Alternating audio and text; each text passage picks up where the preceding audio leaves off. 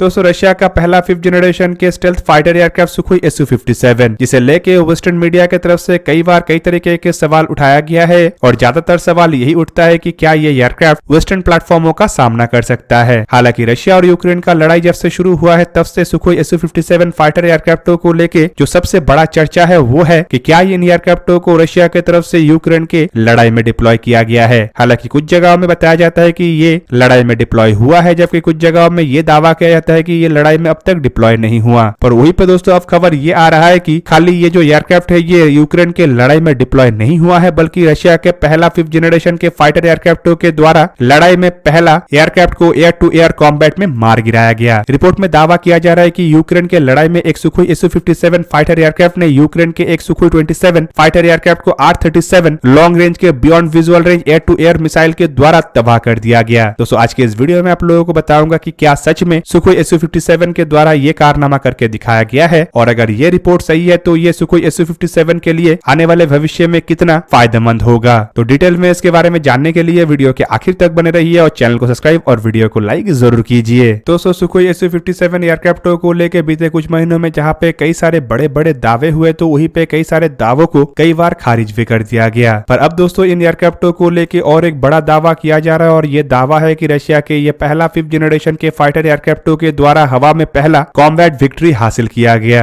बताया जा रहा है कि सुखोई Su-57 फाइटर एयरक्राफ्ट ने यूक्रेन और रशिया के लड़ाई के दरमियान यूक्रेन के हवा में एक यूक्रेनियन सुखोई 27 फाइटर एयरक्राफ्टों को R-37M लॉन्ग रेंज के beyond visual range air to air मिसाइलों के द्वारा मार गिराया गया है। दोस्तों इस बात का दावा असल में रशिया के सुबदनाया प्रेस नामक एक मीडिया हाउस की तरफ से 10 अक्टूबर के दिन किया गया। दावे में बताया जा रहा है कि सुखोई Su-57 ने R-37M beyond visual range air to air missile का इस्तेमाल किया है, जिस कारण सुखोई 27 फाइटर एयरक्राफ्ट तबाह हुआ है। हालांकि रिपोर्ट में जो दावा किया जा रहा है उसमें बताया जा रहा है कि R-37 मिसाइल ने काफी लंबे डिस्टेंस से इस एयरक्राफ्ट को मार गिराया है, और वो भी 10 अक्टूबर के दिन। हालांकि दोस्तों ये जो घटना है ये सही हो सकता है, क्योंकि उसी समय के आसपास यूक्रेन के कुछ लोकल लोगों के द्वारा ये भी आइडेंटिफाई किया गया है कि उनके शहरों के ऊपर R-37 जैसे मिसाइल फ्लाई कर रहा है, बट इसे किसी भी देश की तरफ से अब तक कंफर्म नहीं किया गया। हालांकि दोस्तों लोगों की तरफ से किस तरीके से किसी एक मिसाइल को फ्लाई करते हुए देख के ये आइडेंटिफाई किया गया कि ये R-37 मिसाइल है, ये भी एक तरीके से अचंभा है, क्योंकि किसी भी मिसाइल को देख के एटलीस्ट मिलिट्री एक्सपर्ट भी नहीं कह सकते कि ये मिसाइल असल में कौन सा है। हालांकि अगर बहुत बड़े मिलिट्री एक्सपर्ट हो तो शायद अंदाजा लगा सके कि ये सरफेस टू एयर मिसाइल है, बैलिस्टिक मिसाइल है, क्रूज मिसाइल है या एयर टू एयर मिसाइल है, पर यह भी काफी मुश्किल होता है। और ऐसे में अगर लोकल लोग दावा कर रहे हैं कि आसमान में R-37 जैसे मिसाइल उड़ रहा है तो दोस्तों ये भी हैरान करने वाला बात होगा। हालांकि मीडिया रिपोर्टों में बताया जा रहा है कि मिसाइल के एक यूनिक साउंड है, और उस साउंड को ही सुन के आइडेंटिफाई किया जा रहा है कि ये एक R-37 मिसाइल है। हालांकि दोस्तों रिपोर्ट में यही बताया जा रहा है कि जब का ये घटना है उस दरमियान सबार्टोवो, आर्टेमोस और खारसन रीजन के उत्तरी क्षेत्र में भयंकर लड़ाई चल रहा था, जिस कारण फोल्टावा रीजन के फोस्टफलिस्का नामक गांव में जब यूक्रेनियन एयरफोर्स के ये सुखोई 27 एयरक्राफ्ट तबाह होकर गिरा था तब इसका उतना कवरेज नहीं हुआ। मतलब मीडिया की तरफ से इसे लेके उतना इंटरेस्ट नहीं दिखाया गया जितना इंटरेस्ट उस दरमियान ये भयंकर लड़ाई की तरफ था। हालांकि दोस्तों इस बारे में जानकारी रशिया के मिनिस्ट्री ऑफ डिफेंस की तरफ से जो लड़ाई में प्रोग्रेस हो रहा है या फिर लड़ाई में घटनाएं घट रहा है उसके जो रिपोर्ट जारी किया जाता है उसमें दिया गया था।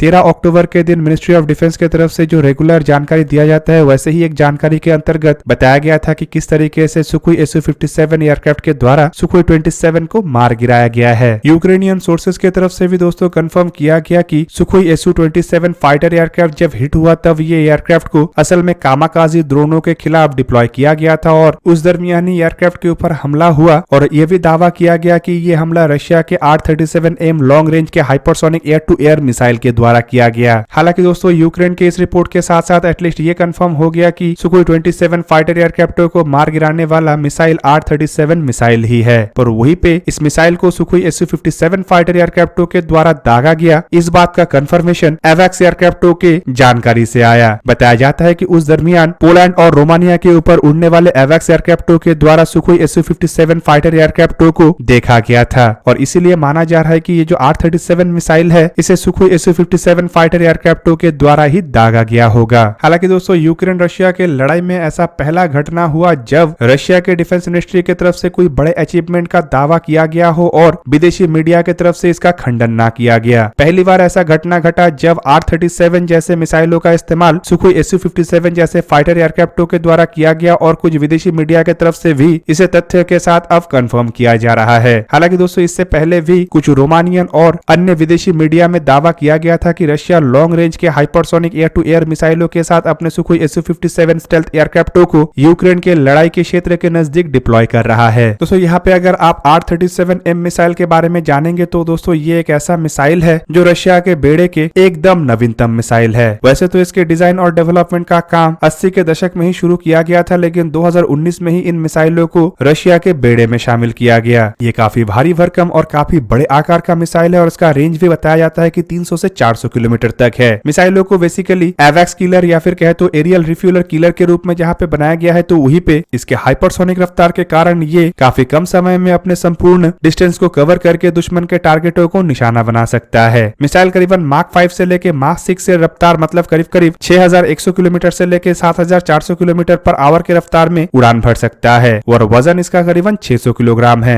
हालांकि दोस्तों इन मिसाइलों के वजन और आकार के कारण स्टेल्थ कॉन्फ़िगरेशन में सुखोई Su-57 केवल मात्र ऐसे 2 ही मिसाइलों को अपने इंटरनल वेपन बे में कैरी कर सकता है, जबकि सुखोई Su-57 फाइटर एयरक्राफ्टों के अगर प्रमुख एयर टू एयर मिसाइल को देखा जाए तो ये 193 किलोमीटर रेंज वाले K-77 मिसाइल है, जो कि R-77 के ही एक अपग्रेडेड वर्जन है। रिपोर्ट के मुताबिक ऐसे करीब 8 एयर टू एयर मिसाइलों को इंटरनल वेपन बे में Sukhoi Su-57 fighter aircraft carry कर सकता है। दोस्तों R-37M मिसाइलों को अगर देखा जाए तो फिलहाल सुखोई Su-57 फाइटर एयरक्राफ्टों के अलावा कई सारे अन्य एयरक्राफ्ट भी है जो इन मिसाइलों को कैरी कर सकता है, जिनमें Sukhoi 35, Sukhoi 30SM, Sukhoi 30SM-2, MiG-35 जैसे एयरक्राफ्ट शामिल है। हालांकि इन मिसाइलों का परीक्षण असल में रशिया की तरफ से MiG-31 BM इंटरसेप्टरों के द्वारा शुरू किया गया था। अब दोस्तों बात यह है कि सुखोई Su-57 फाइटर एयरक्राफ्टों के द्वारा अगर सुखोई 27 फाइटर एयरक्राफ्टों को मार गिराया गया, मतलब अपना पहला एयर टू एयर किल को अचीव किया गया है, तो ये किस तरीके से इन एयरक्राफ्टों को बेनिफिट देगा। बेसिकली दोस्तों ये एयरक्राफ्टों के सक्सेस है जिसे रशिया की तरफ से हर बार गिनाया जाएगा और जब भी एयरक्राफ्टों को लेके कोई चर्चा होगा तो रशिया की तरफ से ऑब्वियसली इस बात का जिक्र किया जाएगा। और दोस्तों ये केवल मात्र रशिया के लिए नहीं बल्कि किसी भी देश की तरफ से अगर इस तरीके का सक्सेस हासिल किया जाता तो ऑब्वियसली इसका बार बार गुणगान होता। पर अगर इस एयर टू एयर किल को देखा जाए तो शायद ही ये इतना महत्वपूर्ण है। हालांकि पहला एयर टू एयर किल सभी एयरक्राफ्ट के लिए महत्वपूर्ण रहता है, पर सुखोई Su-57 जहां पे एक नया जनरेशन के मतलब 5th जनरेशन के स्टेल्थ फाइटर एयरक्राफ्ट है, तो वहीं पे इसके सामने जिस एयरक्राफ्ट को मार गिराया गया है वो 4th जनरेशन के लगभग 40 साल पुराना एक ऐसा एयरक्राफ्ट है जिसे कम से कम 30 साल तक तो अपग्रेड नहीं किया गया है। ऐसे में दोस्तों एयरक्राफ्टों के अगर जनरेशन डिफरेंस और एयरक्राफ्टों के अगर कैपेबिलिटी के डिफरेंस को देखा जाए तो ये एयर टू एयर किल के महत्व को घटा देता है। दूसरी तरफ अगर देखा जाए तो ये जो एयर टू एयर किल हुआ है ये असल में एक बहुत ही लॉन्ग रेंज डिस्टेंस से हुआ है, जो एयरक्राफ्टों के कैपेबिलिटी से अधिक मिसाइलों के कैपेबिलिटी को दर्शाता है। हालांकि दोस्तों ये जो एयर टू एयर किल है ये एक तरीके से सुखोई Su-57 फाइटर एयरक्राफ्टों के लिए एक ऐसे सर्टिफिकेट का काम करेगा जो दुनिया के सामने ये दर्शा सकेगा कि सुखोई Su-57 कितने लॉन्ग रेंज से अपने दुश्मनों को निशाना बना सकता है। दूसरी तरफ दोस्तों रशिया यूक्रेन के इस लड़ाई में अब तक चाहे रशिया के पलड़ा जितना ही भारी हो या फिर रशिया की तरफ से जितना ही यूक्रेन को नुकसान पहुंचाया गया, लेकिन जो छोटा मोटा या फिर कहे तो जो नुकसान रशिया को हो रहा है वो रशिया के लिए घातक ही साबित हो रहा था, क्योंकि दोनों देशों के बीच के जो बैलेंस ऑफ पावर है वो रशिया की तरफ ज्यादा झुका हुआ है। और ऐसे में अगर यूक्रेन रशिया को एक भी नुकसान पहुंचाता है तो ये इंटरनेशनल मीडिया में बहुत बड़ा सुर्खी बन रहा था। बड़ी लड़ाई में सुखोई Su-57 एयरक्राफ्टों के द्वारा पहला एयर टू एयर किल करके एक तरीके से मीडिया के अटेंशन रशिया के हथियारों के तरफ फिर से एक बार केंद्रित करने में रशिया को सफलता मिला है। दूसरी तरफ रशिया अपने हथियारों के घटते हुए रेपुटेशन को भी रोकने में विफल हो रहा था, क्योंकि लगातार रशिया के कोई ना कोई एयरक्राफ्ट यूक्रेन के द्वारा मार गिराया जा रहा था। ऐसे में सुखोई Su-57 का ये पहला air to air kill Russia को एक तरीके से मीडिया के अटेंशन को डाइवर्ट करने में भी मददगार होगा और दूसरी तरफ जो रशिया के हथियारों के रेपुटेशन गिर रहा था उसे भी